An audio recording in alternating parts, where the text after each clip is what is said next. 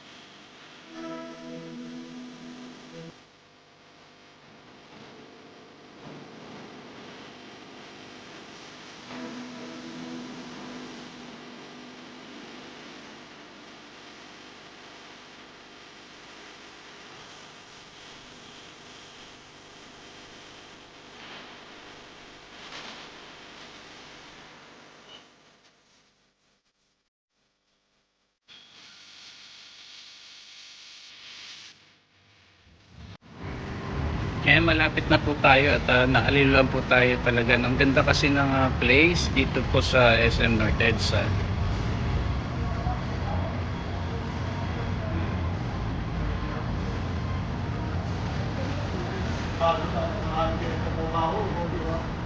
Ngayon, ano na?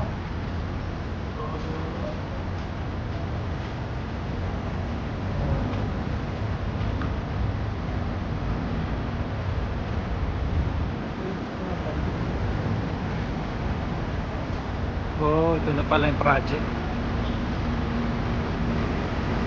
Ito na po mga kababayan, itong project ng MRT7 na kung saan ay mag-uumpisa dito sa Quezon City and hanggang doon po sa may San Jose del Monte, Bulacan.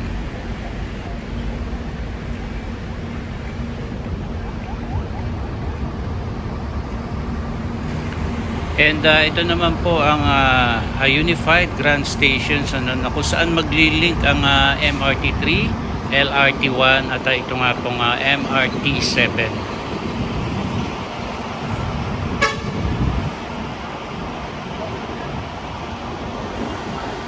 Dapat po pala ay nung early 2020 noon ay tapos na itong project. Kaya nga lamang po ay nagkaroon nga po ng pandemya sa ating bansa. Kung kaya tayo mga proyekto na nakaplano na matatapos na ng mga ganoong petsa ay naudlot, tulad nga po nitong MRT7 and Unified Grand Stations dito po sa ating bansa.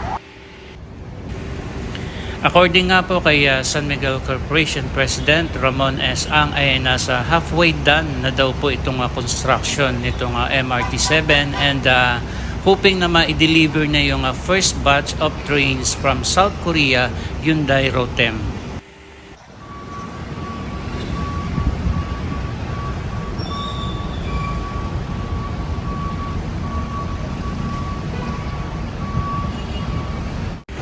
And ito naman po yung view natin dito, no, kung saan malapit tayo sa pwede tayo makatawid dito sa may Trinoma.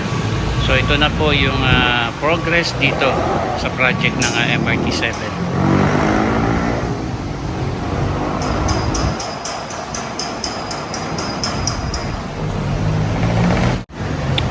Ito naman po kung dedire-diretso nyo po ito, no, tatagos po kayo dyan sa may Quezon City Circle.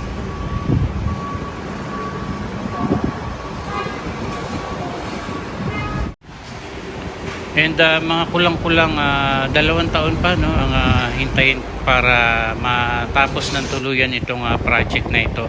According po yan sa Department of Transportation.